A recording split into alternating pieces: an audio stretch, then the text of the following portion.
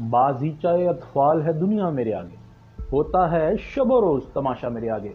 और आज कराची में पाकिस्तान स्टॉक एक्सचेंज से बात करते हुए वज़ीर आज़म पाकिस्तान ने जो कहा है उससे उड़ान पाकिस्तान प्रोग्राम के पर उन्होंने खुद ही काट दी हैं। वज़ीर आज़म साहब फरमाते हैं वहाँ पाकिस्तान स्टॉक एक्सचेंज में कराची में, वो कहते हैं कि मौजूदा टैक्स निज़ाम में जो टैक्स स्लैब्स हैं वो कारोबार को और सरमायाकारी को चलने नहीं दे रहे। मगर क्या किया जाए, हम IMF प्रोग्राम में हैं और हमें अपने टारगेट्स पूरे करने हैं और वादे पूरे निभाने हैं। अब हमें तो ये बताया जाता था कि स्टॉक एक्सचेंज है वो जो उसमें इतनी तेज़ी आ गई, इतना सरमाया आ गया और बड़ा उड़ान भर रहा है पाकिस्तान की मईशत, और पूरे 24 करोड़ आवाम को ये बताया जाता था। मगर वज़ीर आज़म पाकिस्तान ने जो एक्सपर्ट्स हैं इस काम के कारोबार के, यानी बिजनेसमैन, उनके सामने पाकिस्तान स्टॉक एक्सचेंज में कराची में ये जो एतराफ़ किया है वो क्या है। ये सच है कि कारोबार का मौजूदा टैक्स निज़ाम, टैक्स नेट है जो वो जो मौजूदा टैक्स स्लैब्स का निज़ाम है वो सरमायाकारी को चलने नहीं दे रहा, वो सच है। या ये सच था कि 24 करोड़ आवाम को जो एक्सपर्ट्स नहीं है बिजनेस के, मईशत के, इकनॉमिक्स के, उन्हें ये बताया जाता था कि मुल्क की मईशत तो तेज़ी से तरक्की की जानिब गामज़न है।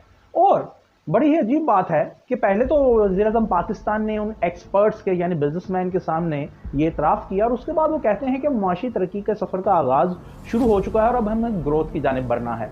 अब ये दोनों कॉन्ट्राडिक्टरी स्टेटमेंट्स हैं जो वो पाकिस्तान स्टॉक एक्सचेंज में दे रहे हैं। पहले वो ये मानते हैं कि मौजूदा टैक्स निज़ाम सरमायाकारी और बिजनेस को चलने नहीं दे रहा और अपनी मजबूरी का इजहार भी करते हैं कि हम IMF प्रोग्राम में हैं और उसको हमने जो वादे किए हैं टारगेट्स को हमें पूरा करना है।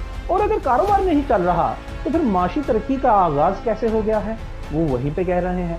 चलें जी, ये भी मान लेते हैं कि माशी तरक्की का आगाज़ हो गया, वो कहते हैं कि ग्रोथ की तरफ हमें बढ़ना है। फिर वो ये कहते हैं कि ये जो शरह-नमू है, माफ़ी चाहता हूँ, शरह-नमू नहीं, जो रेट है, इंटरेस्ट रेट है, ये 13% पे आ गया और मैं चाहता हूँ ये 6% पे आ जाए और हम एक बैंकों से मज़ीद कर्जा चाहिए। और वो ये कहते हैं कि मुझे ये जो बरामदात का जो तखमीना है, बरामदात का जो मजमूई हमारा हजम है, इसको बढ़ाने के वास्ते यानी एक्सपोर्ट्स को बढ़ाने के वास्ते मुझे तजावीज़ दें। तो अगर तजावीज़ बिजनेसमैन ने देनी है तो फिर आपकी वजारत ख़जाना, वज़ीर ख़जाना और आप लोग क्या कर रहे हैं। फिर आगे वो कहते हैं, बात तो वो बड़ी दुरुस्त फरमाते हैं, वो कहते हैं कि जनाब पाकिस्तान कुदरती वसाइल से माला माल है, यहाँ पे इंडस्ट्रियल जोन बनाने हैं, इंडस्ट्रियलाइजेशन करनी है, इंडस्ट्री लगानी है ताकि लोगों को नौकरियाँ मिल सकें, इसके लिए भी हमें तजावीज़ दें।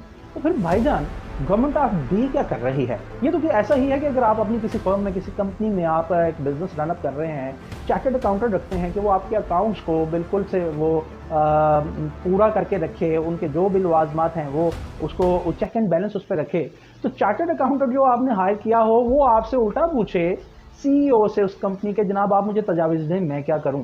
तो एक्सपर्ट तो चार्टर्ड अकाउंटेंट है। सिमिलरली गवर्नमेंट ऑफ डे या गवर्नमेंट जो होती है किसी भी मुल्क की, और उसकी जो फाइनेंस मिनिस्ट्री होती है और जो उसकी इंडस्ट्री के मिनिस्ट्री होती है, वही तमाम चीज़ों का तायुन करती है, वही तमाम पॉलिसीज़ बनाती है। ये ज़रूर है कि स्टेक होल्डर से मशावरत भी होती है, मगर अगर आपको यही नहीं पता तो फिर आपकी फाइनेंस मिनिस्ट्री और आपकी मिनिस्ट्री ऑफ इंडस्ट्री वो क्या कर रही है। और आप हमें जो 24 करोड़ आवाम को ये बताते रहे हैं कि जनाब पिछले 6 माह से बताते थे कि बिजनेस तो जंबो जेट की रफ्तार से मईशत पाकिस्तानी तरक्की कर रही है, तो फिर बिजनेस एक्सपर्ट्स के सामने जाके आपने ये जो माना है कि मौजूदा टैक्स निज़ाम है जो उसकी वजह से बिजनेस, कारोबार और सरमायाकारी वो चल नहीं पा रही, फिर इन दोनों स्टेटमेंट्स में से कौन सा स्टेटमेंट सच समझा जाए आप।